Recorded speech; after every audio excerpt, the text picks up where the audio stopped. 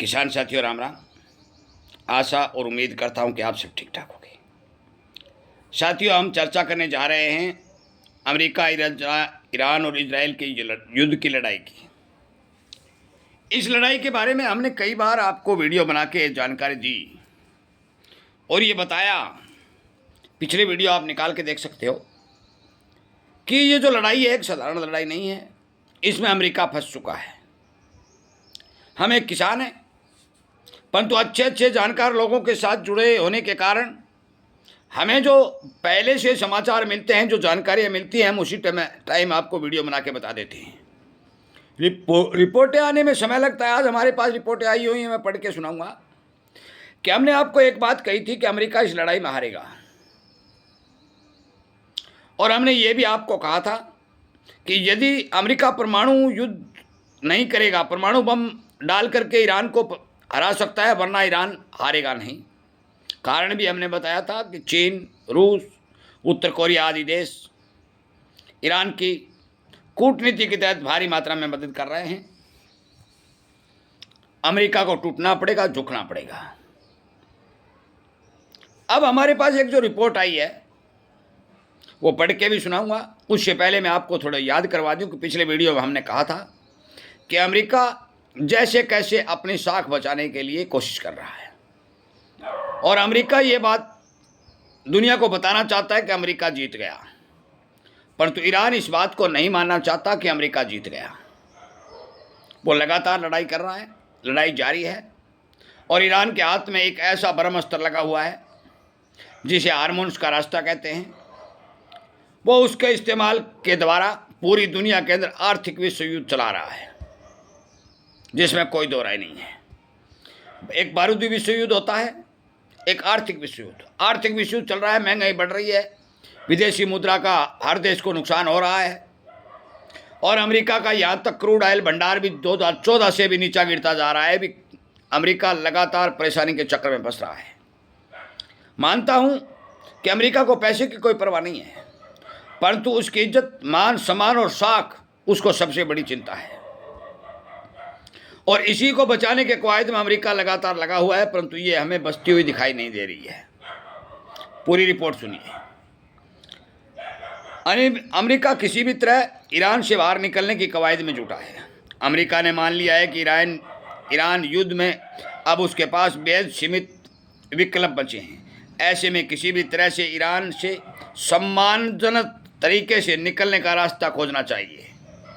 यह दावा NCN ने अपनी नई रिपोर्ट में किया है। रिपोर्ट कहती है कि 28 फरवरी को ईरान पर हमले शुरू करने के बाद अमेरिका ने अपने सभी पैंतरा आजमा लिए हैं, और अब ये कबूल रहा है कि युद्ध में आगे बढ़ने से उसे और ज़्यादा हासिल कुछ नहीं होगा।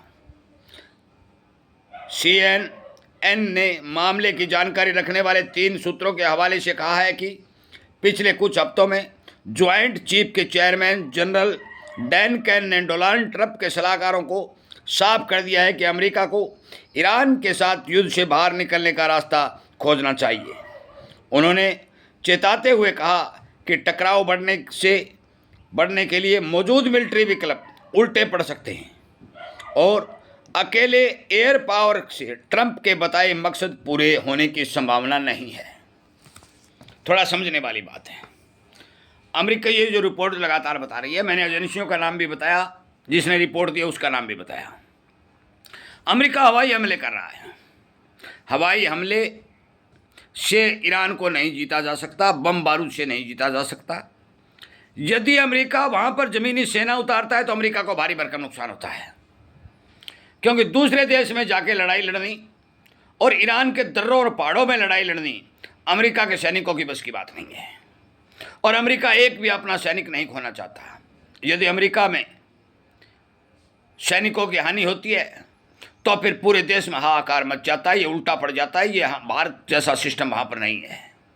इससे ट्रंप लगातार घबरा रहे हैं कि हम सेना को वहाँ पर नहीं उतारेंगे। और परमाणु बम डालना, गिराना, ये कोई छोटी और साधारण बात भी नहीं है। जो हथियार अपनाने थे, चलाने थे, वो चला के ट्रंप ने देख लिए। ईरान को किसी भी तरह का कोई भी फर्क नहीं पड़ा, और ना टस से मस हुआ। और इसी सिस्टम को देखते हुए अमेरिका अब चिंता में पड़ गया है, अमेरिका फंस चुका है। साथियों, हमने बहुत पहले आपको एक बात कही थी, या तो अमेरिका हारेगा या झुकेगा, और यदि अमेरिका नहीं हारेगा, नहीं झुकेगा, तो फिर युद्ध चलता रहेगा। युद्ध विराम हो सकता है, युद्ध बंद नहीं होगा, क्योंकि युद्ध विराम अलग चीज़ है, युद्ध बंद अलग चीज़ है। यह जानकारी हमारे पास लगातार सूत्रों के हवाले से मिल रही है। दुनिया में महंगाई लगातार बढ़ रही है, फर्टिलाइजर के, क्रूड के, डॉलर के, अनेक चीज़ों के रेट लगातार आसमान छू रहे हैं। किसी भी प्रकार की महंगाई बढ़ने में कोई कमी नहीं रही है।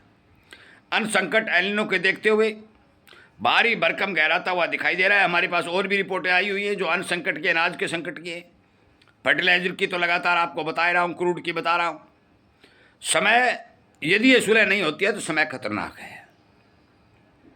वीडियो को शेयर कर दें, छोटी बात को बड़ा समझ लें। मोटी मोटी बातें मैंने आपको बताई, इसके आधार पर आगे बढ़ने का काम करें। आपका बहुत बहुत धन्यवाद।